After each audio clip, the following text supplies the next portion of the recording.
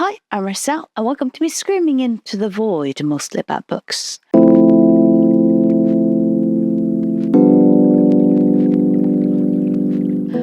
Before I had a YouTube channel, I had a blog where I wrote about reading and the books I enjoyed reading.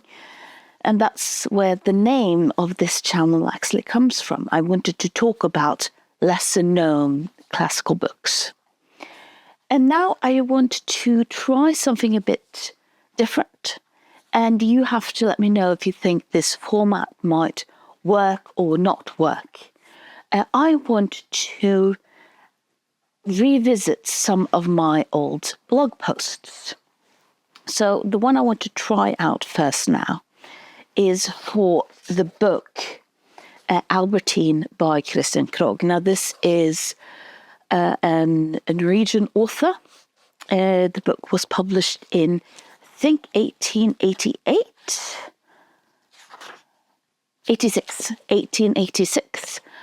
And Krogh was a part of what we would call the Christiania Bohemians. So these were a bunch of artists that were protesting the bourgeoisie double standards in regard to, for example, sex workers. So Albertine is actually the story inspired by people that he knew, who ends up as a sex worker due to a lot of different choices that respectable men did. So what I want to do is now first read my original blog post, and then I'm going to comment in the sense of have my thoughts changed on this book, or have I sort of expanded my ideas of this book.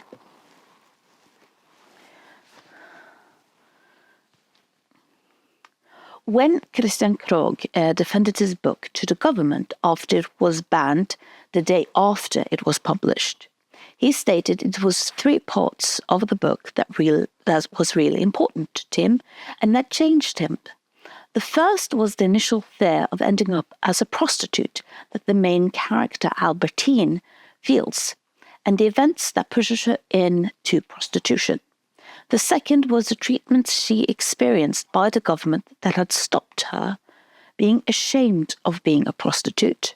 The third was how Albertine had ended up. The way Krogh described these events and how they moved him made me think this wasn't completely made up. Now that it's based on not that it's based on a true story, but more inspired and meshed together by many true stories.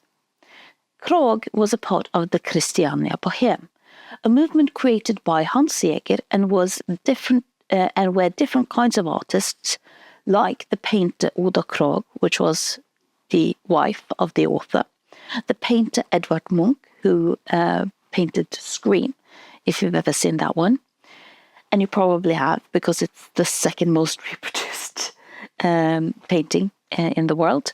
The writer Arne Garborg and the writer Jon Flatebø that criticized the government and middle-class bourgeoisie. Krogh wanted the book and the picture he painted based on the same story to discuss prostitution, a common theme for the Christiania Bohemian. As part of the Christiania Bohemian, Krogh would have been in contact and talked to a lot of prostitutes. The story starts with Albertine, a poor seamstress. She describes her sister Oline, condemning her sister's history as a prostitute. While in the talk about her sister, you see how Albertine is now tainted by association. Her sister isn't talked about anymore because she is married and proper. Albertine is still feeling the eyes of the people in the neighborhood and how people are expecting her, Albertine, to become a prostitute herself. This asks the question if Albertine would have condemned her sister as much if Albertine hadn't been punished by social purity for being her sister. Because of this judgment, Albertine tries her best not to be seen as improper, even when she gets sick because of these actions. She's talked into going out by a friend, whom we later find out was a prostitute. Even without this, Albertine finds it hard because the bourgeoisie men recognize her as Olena's sister and start propositioning her. While I don't want to spoil what happens, she does become a prostitute. But the reason she does lies with the action taken by the people working for the government against prostitution.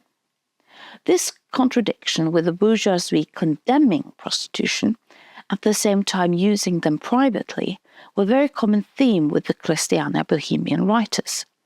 I also think this might be one of the main reasons the book was banned. If she was just a common hussy, this book could have been preconceived as a moral tale to scare and warn. That it was the system that worked against prostitution that created it was probably a bit too close for comfort. And I'm now going to read a quote from the book that I have translated into English. "No, I thought thou were like the other gentlemen, I whom always go after the girls and make them unhappy. At least the nice gentlemen with top hats and nice clothes that walk on Karl Johan, because they are the worst, and you are the prettiest and best clothes of them all." Because there really isn't much else to judge Stud's book on, a lot of artists at the time that defended the book called it one of the cleanest books of all time. And it is. It has one scene describing anything sexual, and it's not described very sexy or smutty, nor graphic. My edition was about 124 pages, including the defense speech Krogh had in court to defend the book, which is also an interesting read. Here he points...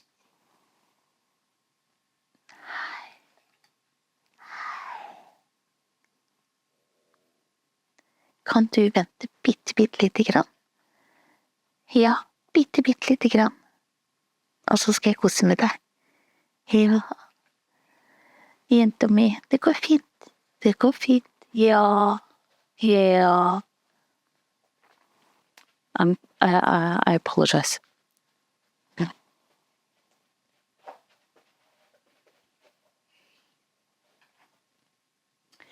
My book was about 124 pages long, including the defense speech Krogh had in court to defend the book, which is also an interesting read.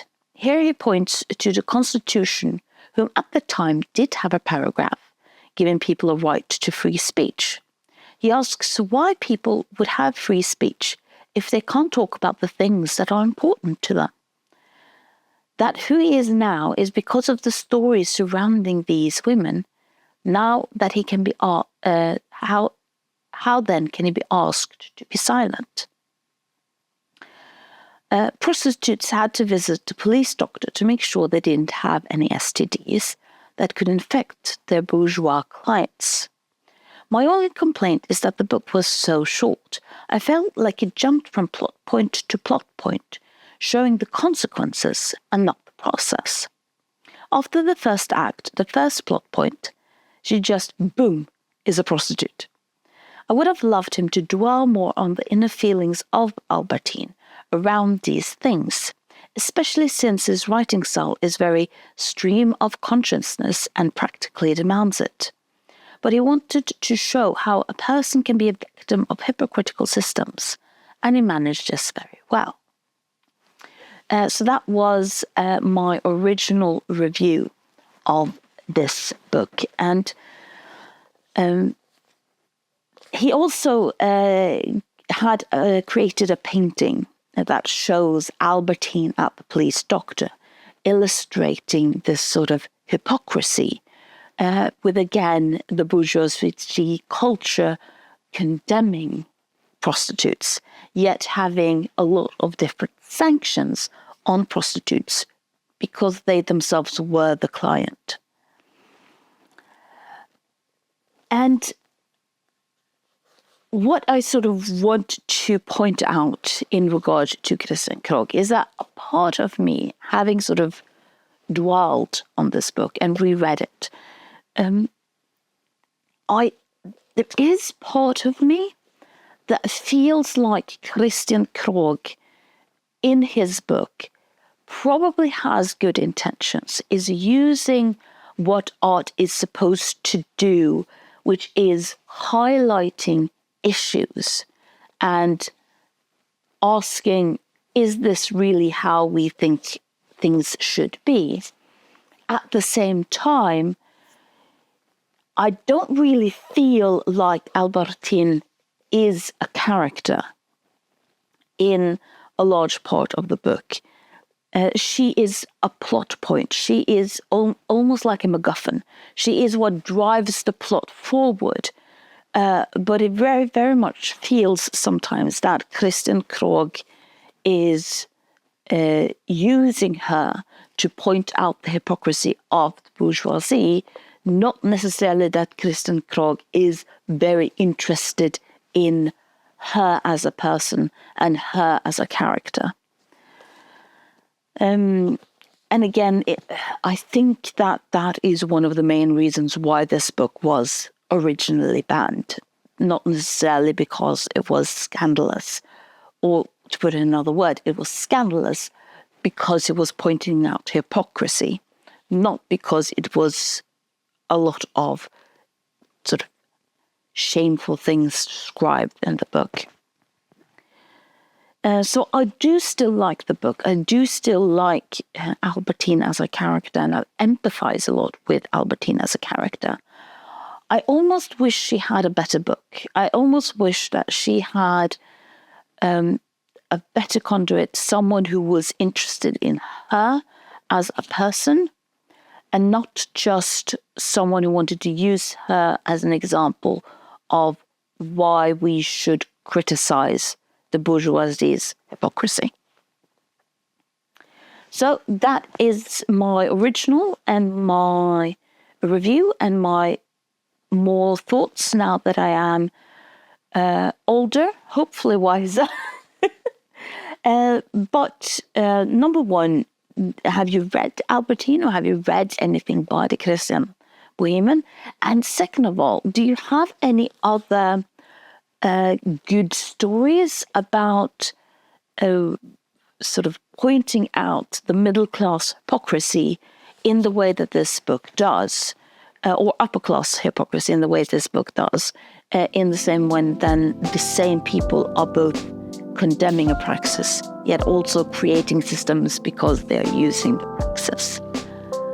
Let me know in the comments down below, and thank you for listening to me screaming into the void.